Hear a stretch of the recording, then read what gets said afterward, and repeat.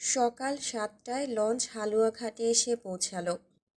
কেবিনের বিছানায় গুটিসুটি হয়ে শুয়ে থাকা নম্রতার ঘুম ভাঙল সবার পর। বন্ধুরা তখন ব্যাগ কাঁধে বারান্দায় দাঁড়িয়ে আছে। নম্রতা ভারী মাথা নিয়ে উঠে বসল। নীরা নিজেরা নম্রতার ব্যাগটা পাশে রেখে নম্রতার কপালে হাত রাখল। কপাল কুঁচকে বিজ্ঞদের মতো মুখভঙ্গি করে বলল, জ্বর তো কমই মনে হচ্ছে, হাঁটতে পারবি?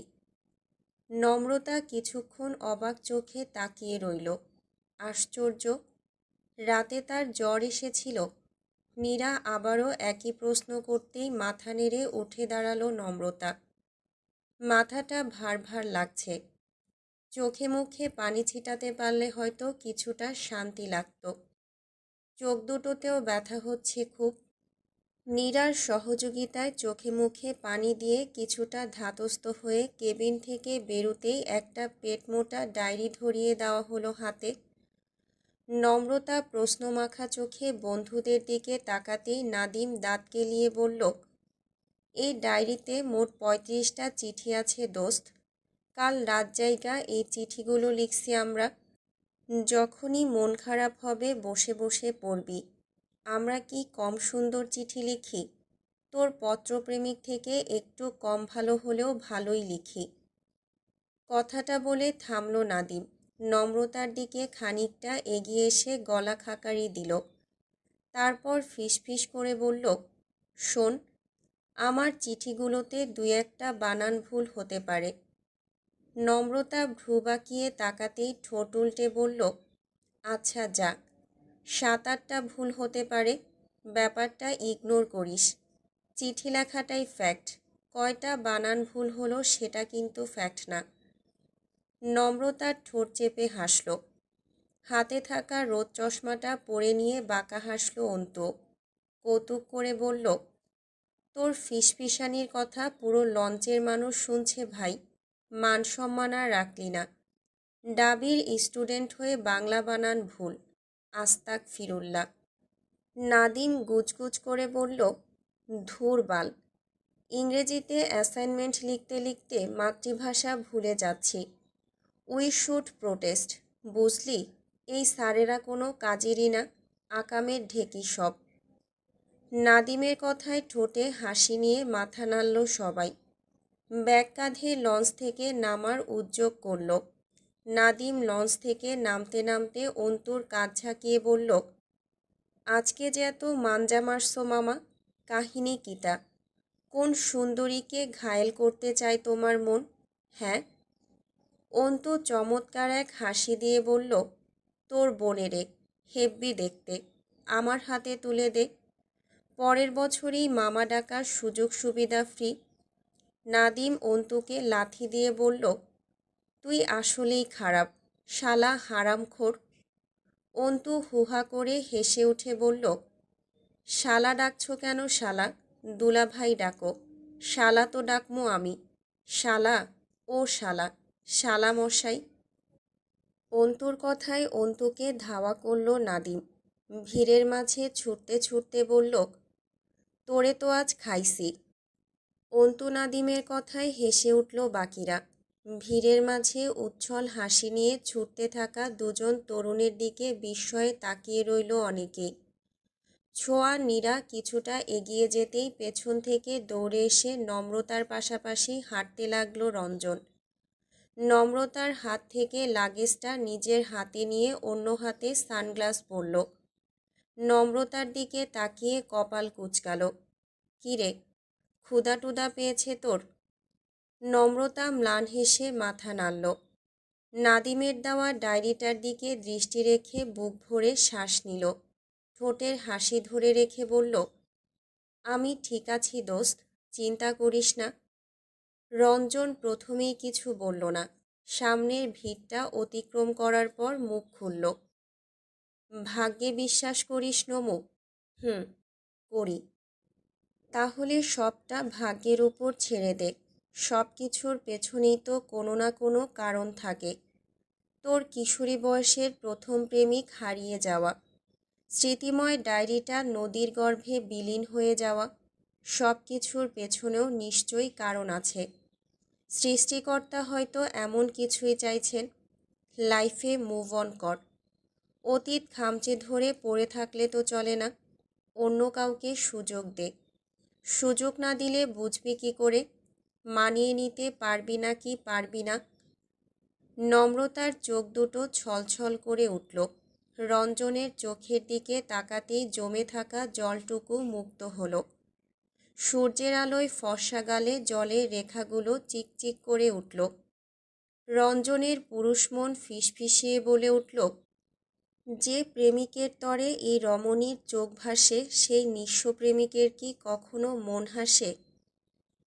দূর থেকে নাদিমের দৃষ্টি আকর্ষণময় ডাকে ভাবনা কাটল রঞ্জনের। তাদের থেকে বেশ কিছুটা দূরে একটা রেস্তোরাঁর সামনে দাঁড়িয়ে আছে নাদিমরা। রঞ্জন তাদের দিকে তাকিয়ে হাত নাড়তেই দৃঢ়কণ্ঠে বলল নম্রতা, জীবনের সব পরিস্থিতিতে যুক্তি খাটে না দোস্ত। অনুভূতির মামলায় যুক্তি বেচারা বড্ড অসহায়। আমার ক্ষেত্রেও তাই ঘটছে। আমি পারছি না সরে আসতে, আর না পারতে চাইছি, আর না এই বিষয়ে কোনোরূপ ডিসকাশন শুনতে চাইছি। 4টা বছর ধরে এই সব কথাই শুনে আসছি আমি। আর কত? একদমে কথাগুলো বলে নিয়ে দ্রুত পা চালালো নম্রতা। রঞ্জন দৌড়ে গিয়ে ওর সঙ্গ নিল। বলল, আচ্ছা বেশ, আলোচনার সমালোচনার দরকার নেই।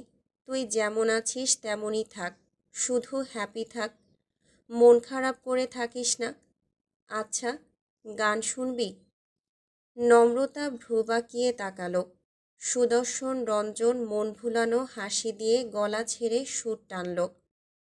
আমার কাছে তুমি মানে 7 রাজার ধন, আমার কাছে তুমি মানে অন্য রকম, আমার কাছে তুমি মানে আমার পোষা পাখি, দিনে রাইতে চোখ বুজিয়া তোমায় আমি দেখি। তোমার কাছে হয়তো বন্ধু আমি কিছু না, তাই তো তোমার স্বপ্নে বন্ধু আমি আসি না। আমি মানে তুমি আর তুমি মানে আমি, আমার কাছে আমার চেয়ে বন্ধু তুমি দামি। রঞ্জনের গান শুনে সেখান থেকেই গিটারে সুর তুলল নাদিম। উটপটাং লাফাতে লাফাতে চেঁচাতে লাগলো, আহা আহা। অন্তু সিটি বাজিয়ে সুন্দর হাসল। নম্রতা হেসে ফেলে রঞ্জনকে ধুমধাম কিল বসালো। হাসি ফুটল নীরার ছোঁয়ার ঠোঁটেও। রঞ্জনের গান থামল না। রেস্তোরাঁয় কোণার একটা টেবিল ঘিরে বসে একের পর এক গান চলতে লাগলো আড্ডায়। নাদিম গিটার আর অন্তুর টেবিল বাজিয়েই আড্ডা জমিয়ে তুলল। রঞ্জনের অদ্ভুত গানে কখনো বা সুর মেলাতে লাগলো, কখনো বা হেসে কুটি কুটি হতে লাগলো নীরা নম্রতা ছোঁয়া। রেস্তোরাঁয় থাকা অধিকাংশ খদ্দের মুগ্ধ দৃষ্টিতে তাকিয়ে দেখল সোনালি সকালে ফুটে ওঠা একদল উচ্ছল তরুণ তরুণীদের। সকালের নাস্তা এলো ডিম পরোটা আর দই। ধীরে সুস্থে নাস্তা শেষ করে চারপাশটা ঘুরে ফিরে দেখল ওরা।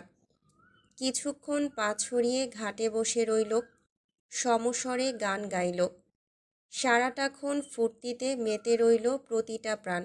10টায় লঞ্চ আসতেই তাড়াহুড়ো করে উঠে গেল তাতে। উদ্দেশ্য কুতুবদিয়া। লঞ্চ ছাড়ার পর হাত পা ছড়িয়ে শুয়ে পড়ল সবাই। ঠিক তখনই মন খারাপের মেঘ এসে জমা হলো নম্রতার আকাশে। সেই সাথে এলো কান্না। এতক্ষণ চেপে রাখা আক্রোশগুলো চামড়া ফেটে বেরিয়ে আসতে চাইল। চিঠির ওপাশের মানুষটির কলার চেপে বলতে ইচ্ছে করল, কেন করলে তুমি এমন? সত্যি হারালে নাকি ধোঁকা দিলে? আমাকে মরণ যন্ত্রণায় ফেলে এভাবে পিছুতে পারলে তুমি? একটু কষ্ট হলো না? এই উত্তরগুলোর জন্য হলেও নম্রতা তাকে খুঁজতে চায়, অপেক্ষা করতে চায়। এই উত্তরগুলো না পেলে যে তার ভালো থাকা হচ্ছে না, কিছুতেই না। তাছাড়া ওই বেয়াদব লোকটিকেও ছাড়বে না নম্রতা। আবার দেখা হলে শক্ত কয়েকটা চল লাগাবে, ধাক্কা দিয়ে ডায়েরি ফেলে দিয়ে আবার আবেগ নিয়ে ছেড়খানি। এত বড় সাহস! কুতুবদিয়া পৌঁছাতে পৌঁছাতে প্রায় সন্ধ্যা হলো। এখানকার স্থানীয় একটা হোটেলে উঠেছে তারা। আজকের রাতটা কাটিয়ে সকালের লঞ্চে চট্টগ্রাম হয়ে কক্সবাজার পৌঁছাবে। অন্ধকার আকাশে মেঘ করেছে, ঝড় হওয়ার সম্ভাবনা প্রবল। চারপাশে উলটপালট হাওয়া, সেই হাওয়ায় উড়ে চলেছে নীরার অস্থির চুল ওড়না। বারান্দার থামে ঠেস দিয়ে ফোনালাপ সারছে সে, চোখে মুখে চাপা উৎকণ্ঠা। হরিণীর মতো টানা টানা চোখে অল্প বিস্তর দ্বিধা।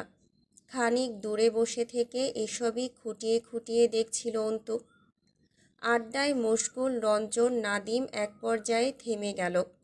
অন্তুর দৃষ্টি অনুসরণ করে সামনে নীরার দিকে তাকালো। দুজনেই দীর্ঘশ্বাস ফেলে একে অপরের দিকে তাকালো।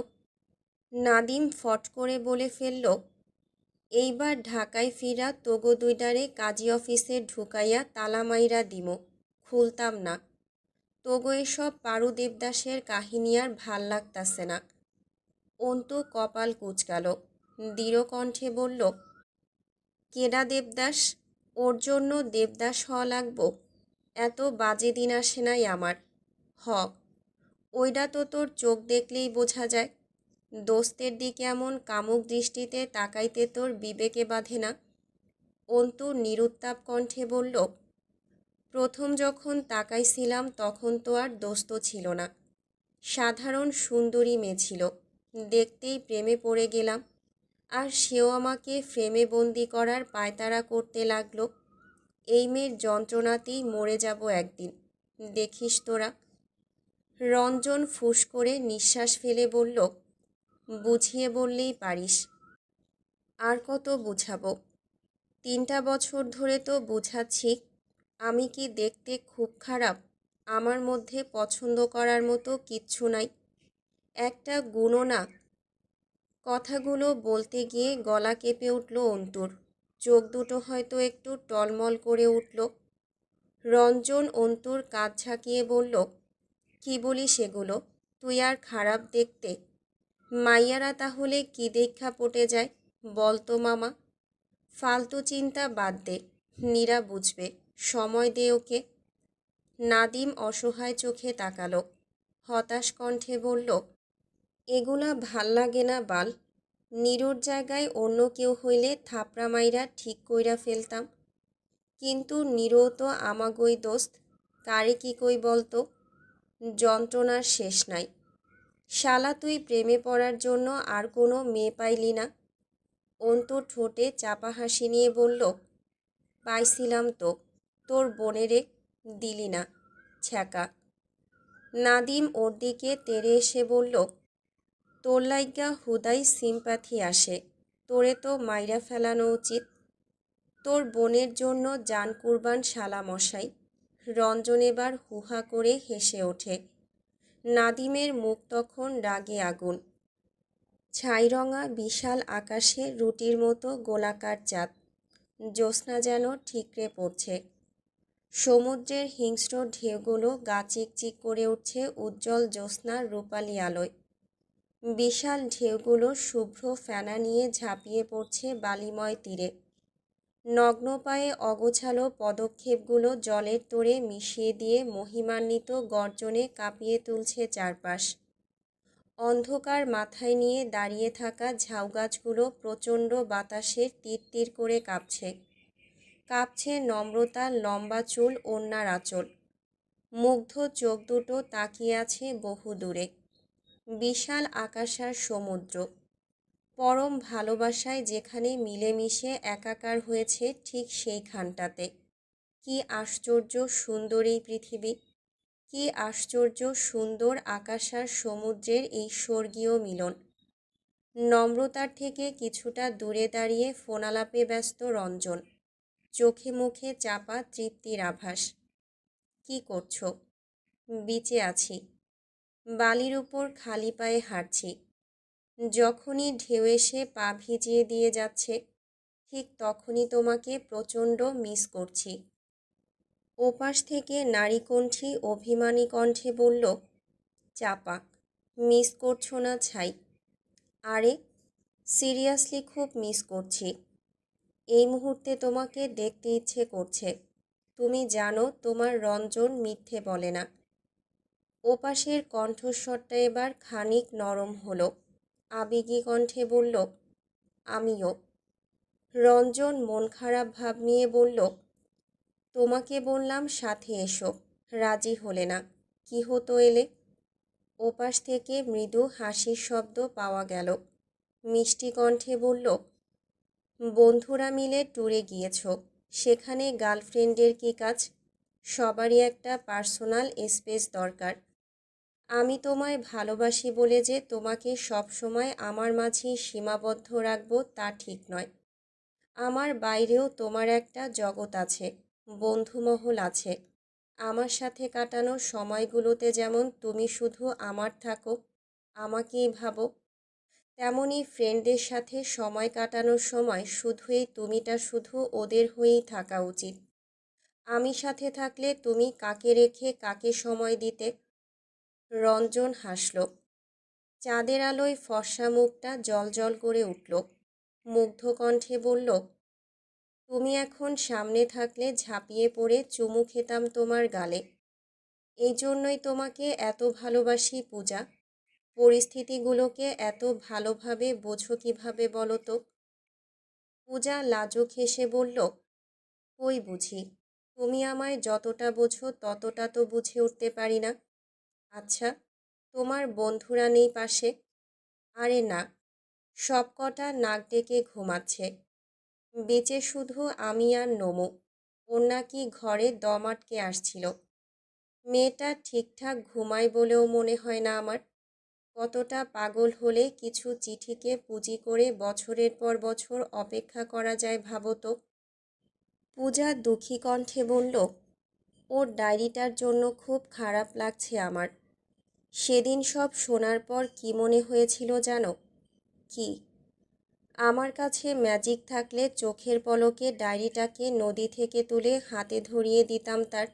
খুব খুশি হতো না? রঞ্জন শব্দ করে হেসে উঠল। আদুরে কণ্ঠে বলল, পাগলি।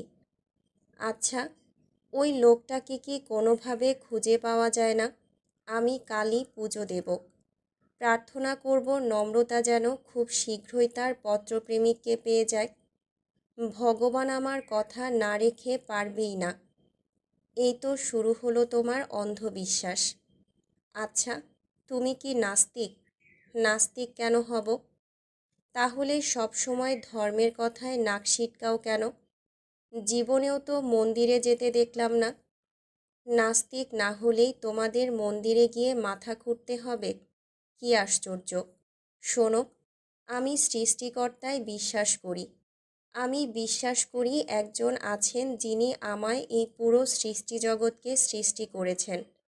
কিন্তু পূজা অধৈর্য হয়ে বলল, হয়েছে। আপনার এই যুক্তি বহুত শুনেছি, একদম মুখস্থ হয়ে গিয়েছে। কিন্তু দয়া করে আমার বাবার সামনে এসব কথা বলো না। আমার বাবা কিন্তু গোঁড়া হিন্দু। তোমার এসব কথায় চেতে যেতে 2 মিনিটও লাগবে না। রঞ্জন প্রতিউত্তরে কিছু বলতে গিয়েও থেমে গেল। আশেপাশে তাকিয়ে নম্রতাকে দেখতে না পেয়ে আঁতকে উঠে বলল, নমুকে আশেপাশে দেখছি না পূজা, আমি তোমাকে পরে কল করি। পূজা বিস্ময় নিয়ে বলল, সে কি? আচ্ছা ঠিক আছে, খুঁজে পেলে ইনফর্ম করো। আচ্ছা। কথাটা বলেই তাড়াহুড়ো করে ফোন কাটল রঞ্জন। ভয়ার্ত চোখে এদিক ওদিক তাকালো। যতদূর চোখ যাচ্ছে জনমানবহীন বালুকাময় তীর। মুহূর্তেই কোথায় চলে গেল মেয়েটা? সমুদ্র তীর ধরে হাঁটতে হাঁটতে কতদূর পৌঁছে গিয়েছে নিজেও জানে না নম্রতা। শুধু জানে সমুদ্র তাকে টানছে। অদ্ভুত সুন্দরী জলরাশি জ্যোৎস্না স্নান করতে করতে নিবিড়ভাবে হাতছানি দিচ্ছে তাকে। পরনের লাল ওড়না আর লম্বা চুলগুলো উচ্ছল কিশোরীর মতো লাফালাফি করছে। শরীর থেকে ছিটকে হাওয়ায় হাওয়ায় মাতোয়ারা হতে চাইছে। নম্রতা সমুদ্রের পানিতে পা ভিজিয়ে দাঁড়িয়ে রইল। কিছুক্ষণ উদাসী দৃষ্টিতে তাকিয়ে থেকে বেশ কয়েক পা এগিয়ে গিয়ে হাঁটু ছুঁই ছুঁই পানিতে গিয়ে দাঁড়ালো। সমুদ্রের শীতল বাতাস ঝাপটে পড়ছে নম্রতার গায়ে। নম্রতা চোখ বুজল। বুক ভরে শ্বাস টেনে নিয়ে দুই পাশে দুই হাত প্রসারিত করল। নম্রতার মোমের মতো ফর্সা মুখটা চাঁদের আলোয় ঝলক দিয়ে উঠল। নম্রতার হঠাৎ করেই মনে হলো সে উঠছে। বাতাস চুল ওড়নার আঁচলের সাথে তার হালকা পাতলা শরীরটাও যেন ভাসছে। চারপাশে সমুদ্ররাজ ভয়ানক গর্জন তুলে হাসছে। নম্রতার চোখের পাতায় ভেসে উঠল সেই আশ্চর্য সুন্দর দিনটি। নম্রতাকে প্রেম নিবেদন করার পরপরই শুরু হয়েছিল তাদের সুখময় প্রেম। কি সুন্দর দিন ছিল সেইগুলো। নম্রতা একবার খুব আবেগ নিয়ে লিখেছিল, শোনো, আমরা একটা ঘর বাঁধব, ছোট্ট একটা ঘর। ছনের বনের চাল থাকবে, আধভাঙা দেয়াল থাকবে। ভাঙা দেয়ালের ফাঁক গলে এক পশলা জ্যোৎস্না আসবে। ছোট্ট ঘরের এক কোণায় পুরনো এক লণ্ঠন থাকবে। হাতের তৈরি শিকা থাকবে, সেগুলোতে হরেক রকম রং থাকবে। আর শোনো, পোষা একটা টিয়া থাকবে। আমাদের এই ছোট্ট ঘরে তারও ছোট্ট ঘর থাকবে। তুমি প্রতিদিন গঞ্জে যাবে, আমার জন্য মুঠো ভরা লাল ফিতে আর আলতা আনবে। চাঁদের আলোয় গা ভিজিয়ে নদীর পানি ঝলমলাবে, সেই আলোতে মত্ত হয়ে আমার পায়ে আলতা আঁকবে। বৃষ্টি ভেজা রাতগুলোতে তোমার বুকে সিটিয়ে রাখবে। আর শোনো, যখন ছোট্ট ঘরের পাঁচিল বেয়ে ঝরঝরিয়ে জল গড়াবে, আমরা তখন ছোট্ট পাত্রে মিষ্টি সেই জল কুড়াবো। আমাদের আধভাঙা এক চৌকি থাকবে, নড়তে চড়তেই আনন্দে সে খিলখিলাবে। শক্ত একটা তোষকার শিমুল তুলোর বালিশ থাকবে, সেই বালিশে মাথা রেখেই তুমি আমার মন ভুলাবে।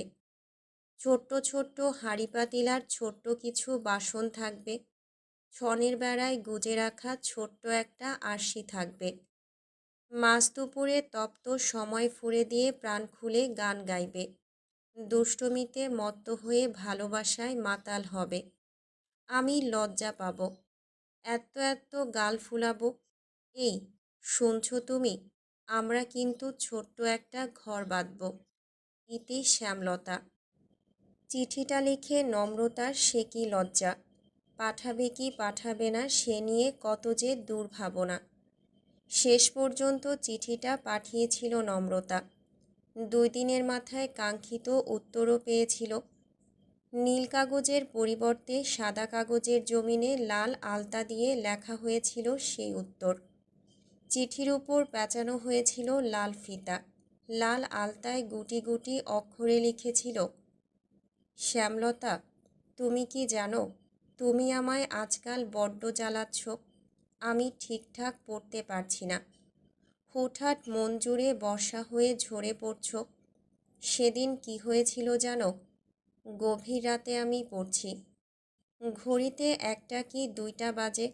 হঠাৎ দরজায় কড়া নেড়ে ঘুম ঘুম চোখে ডাকাডাকি করছে নিদ্রা।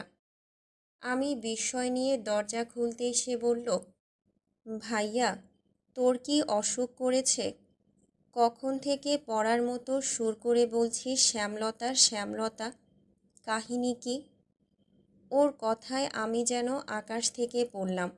তুমি ভাবতে পারছো আমি নাকি আধা ঘন্টা যাবৎ পড়ার বদলে শ্যামলতা শ্যামলতা বলে জপ করছি, অথচ আমি নিজেই জানি না। তারপর আবারও এক কাণ্ড ঘটালাম।